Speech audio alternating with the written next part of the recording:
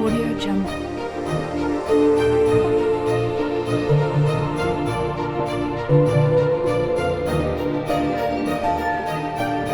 Audio Jungle. Audio Jungle.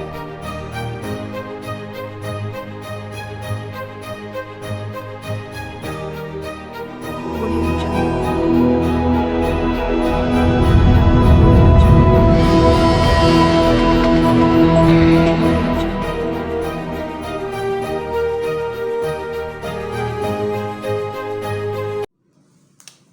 आउज़ुबिल्लाहिमिनश्शैतानिर्रजीम बिस्मिल्लाहिर्रहमानिर्रहीम। मैं हूँ आपकी अपनी तसव्वुर मलिक, एक बार फिर काफ़ी लंबे अरसे के बाद आपके सामने हाजिर।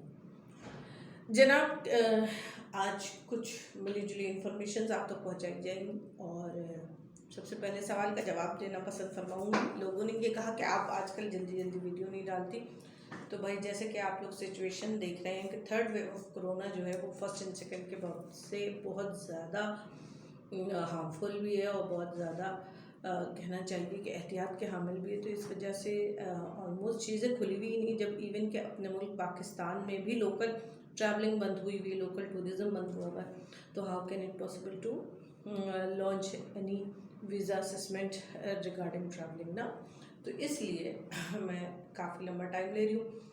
ईद के हवाले से वैसे मैं बड़ी लाइवली वीडियोस वगैरह डालती रहती हूँ, लेकिन जाहिर सी बात है इस दफ़ा ईद पे लास्ट ईयर हमारे PIK का एक हादसा हो गया था। इस दफ़ा हमारे फ़लस्तीनी भाइयों को बेदर्दी से शहीद किया जा रहा है। तो इतने दुख के साथ ठीक है, हमने रोज़े रखे थे तो उसके सुन्नत के तौर पे हमने ईद ज़रूर मनाई है, लेकिन हमारा दिल जो था वो बहुत दुखी है और रहेगा।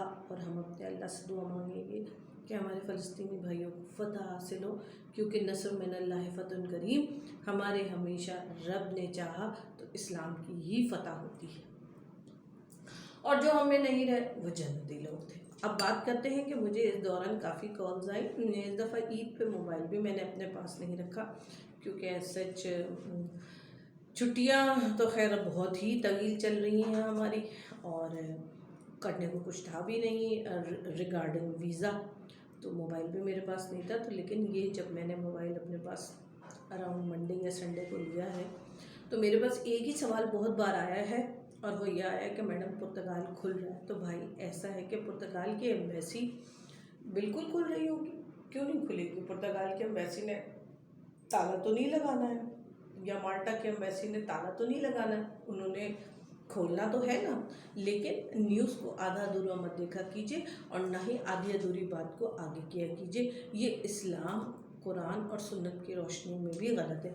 जब तक आप किसी बात की प्रॉपर तस्दीक नहीं कर लेते, उस बात को आगे फॉरवर्ड नहीं किया कीजिए। चूँकि मुझे अराउंड 700-800 लोगों ने ये सवाल पूछा था, तो मैंने सोचा कि बजाय इसके कि मैं एक एक को जाके जवाब देती रहूं और खुद परेशान होती रहूं, क्यों ना मैं इसकी वीडियो बना के डाल दूँ। देखिए, पुर्तगाल ने एक चीज़ आपने सुन रखा होगा कि शेंजन मुश्तमिल है 26 से 27 स्टेट्स पर। Due to the COVID Schengen ने अपने भी सरहदों को आपस में बंद किया हुआ था। अब पुर्तगाल ने अपने बॉर्डर्स खोले हैं। फिनलैंड जो कि ऑलरेडी शेंजन में है, आइसलैंड वो भी शेंजन में है, आयरलैंड जो कि UK का एक आज़ाद हुआ हुआ हिस्सा है, ठीक है, नॉर्वे जो कि शेंजन में ही है। तो पुर्तगाल ने इनके लिए और कुछ यूरोपियन यूनियन के, यानी कि जो कि शेंजन में मौजूद नहीं है लेकिन EU में शामिल हैं, उनके लिए अपने बॉर्डर्स खोल दिए हैं। ठीक है जनाब, अब मैं समझती हूँ कि इतनी इन्फॉर्मेशन जामे तरीके से आप लोगों के लिए काफ़ी होगी।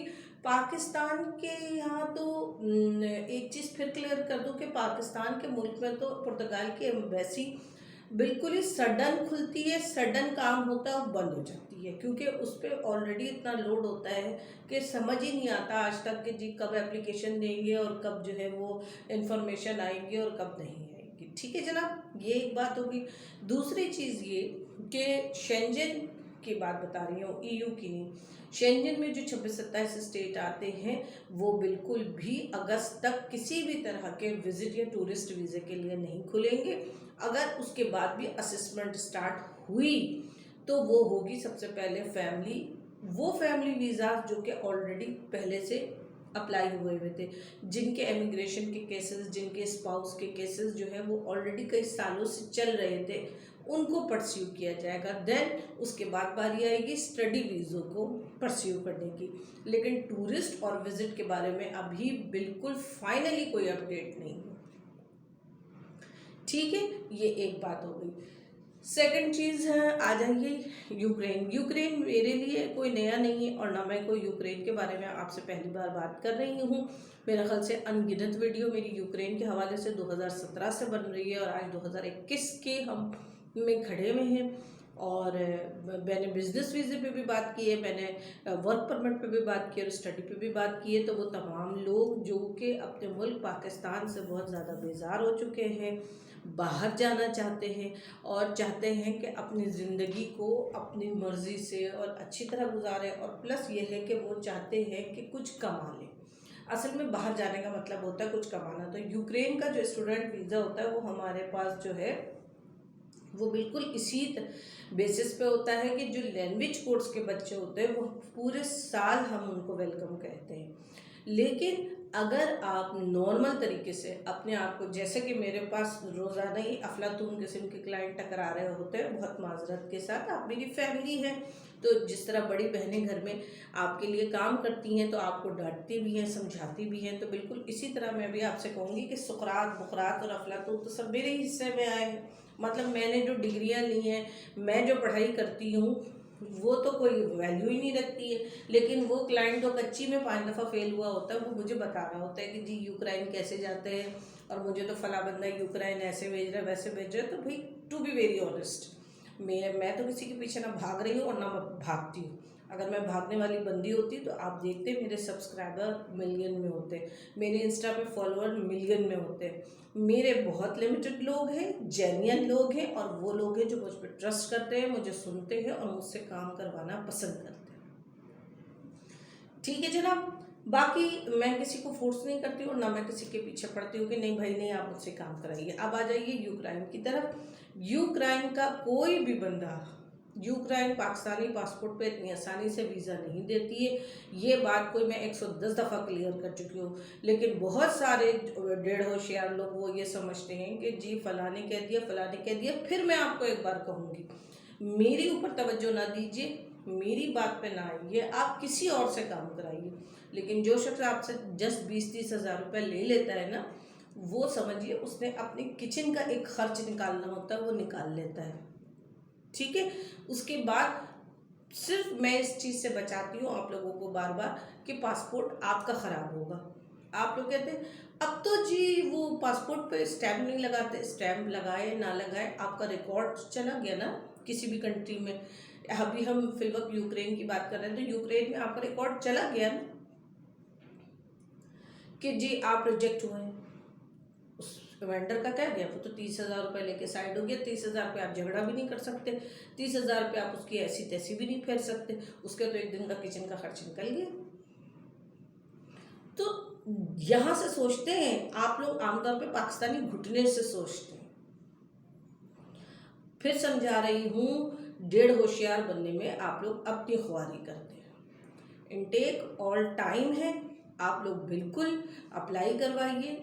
पैसे बिल्कुल ज़्यादा लगते हैं, क्यों नहीं, बिल्कुल ज़्यादा पैसे लेते हैं, क्योंकि हमने वकील किया है और हमारा वकील अपने बिहाफ पे आपका वीज़ा लगवाता है। ठीक है, हमारा कॉन्ट्रैक्ट है, ऑफिस है, पार्टनर है, 10,000 दफ़ा बता चुकी हूँ। उसके बाद 50% वीज़े के बाद ही लिया जाता है और वीज़ा जमा कराने भी आप जाएंगे, वीज़ा रिसीव भी आप करेंगे। ठीक है, इससे ज़्यादा रियलिटी क्या चाहिए आपको। और स्टडी वीज़ा के लिए इंटर होना लाजमी है, आपके कागजात ओरिजिनल होने चाहिए क्योंकि चेक होते हैं कागजात, ये बात जहन में रखिएगा। और वहाँ पहुँचने के बाद आपको आगे बढ़ने के बड़े ज़राए होते हैं, ना सिर्फ आप उसको वर्क परमिट पर कन्वर्ट भी करा सकते हैं, आप जो है वहाँ से आगे अपने आप PR भी ले सकते हैं, आगे यूरोप भी मूव हो सकते हैं, बहुत कुछ कर सकते हैं, बड़े रास्ते। यूक्रेन के बाद बात हो रही है बिजनेस वीज़ा की। अभी पिछले दिनों मेरे साथ मेरे हम असर, मेरे बहुत बड़े बड़े ट्रैवल एजेंट, जिनके आगे मैं तो एक बिल्कुल एक कहते हैं ना खशखाश के दाने की सी हैसियत रखती हूँ, उन लोगों ने पता नहीं किस ख्याल में बाकू के विज़िट वीज़ा ओपन कर दिया अपनी मर्ज़ी से और बाकू का पैकेज लगाना शुरू कर दिया। फिर कहीं जाके इमिग्रेशन में बात हुई है मेरी। फिर मैंने उस बंदे से कहा कि भाई खुदा के वास्ते पेज पे डालो, लोग बातों को समझते नहीं हैं और गलत खबरों से लोगों को मिसगाइड करते हैं। और फिर हुआ ये, कितने 9 मिनट हो गए, हाँ। फिर हुआ ये कि जनाब उन्होंने जो है वो फिर उन्होंने ये बात मेंशन की कि सिर्फ और सिर्फ बिज़नेस वीज़े का इनविटेशन मिल रहा है, जिसमें पूरी आपने उसकी जो रूल्स एंड रेगुलेशन फॉलो करके जाके ख़ुद इस्लामाबाद एम्बेसी से वीज़ा स्टिकर कराना है और टर्किश एयरलाइन जो है वहाँ जा रही है।